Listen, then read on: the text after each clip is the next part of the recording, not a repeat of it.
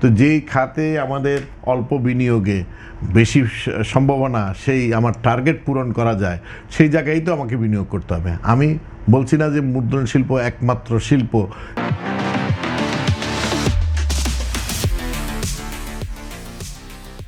আপনি দেখেন সরকারি যেটা বন্ধ হয়েছে, আমি সেই ব্যাপারে আমার কোনো মতামত নেই, কারণ সরকার তো ব্যবসায়ী না। সুতরাং ব্যবসায়ী যখন কম্পিটিশনে সে পারতে না, যখন পেরে ওঠে না, তখনই এটা বন্ধ হতে হয়।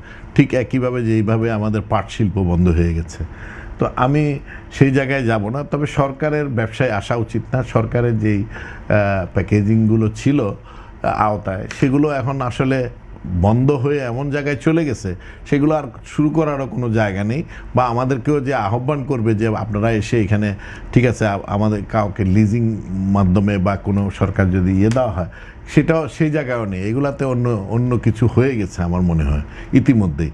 তো প্রাইভেট সেক্টরে আমি বলবো ছোটোখাটো যেগুলো বন্ধ হয়েছে এগুলার কিন্তু খুব বেশি যে আপনার সেখানে প্রণোদনা দিতে হবে বা সেখানে যে সহযোগিতা নিয়ে আসতে হবে, নট লাইক দ্যাট। সেই জন্যই আমি বলছি যে গভর্নমেন্টের বিনিয়োগটা এখানে দরকার। একটা প্রিন্টার্সকে মৃত্যুবরণ বলতে প্রিন্টার্স বন্ধ হয়ে যাওয়া মানে আমি বলছি যে ব্যবসার বন্ধ হয়ে যাওয়া, এটা কিন্তু দেশের জন্য আমি মনে করি লস।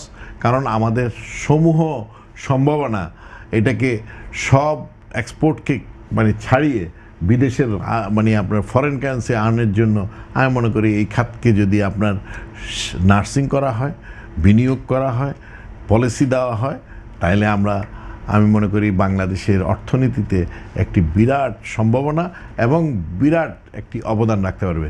যে 2034 সালে 32 সালে বা 34 সালে আমাদের 2 ট্রিলিয়নের যে অর্থনীতির দিকে আমরা এগিয়ে যাচ্ছি,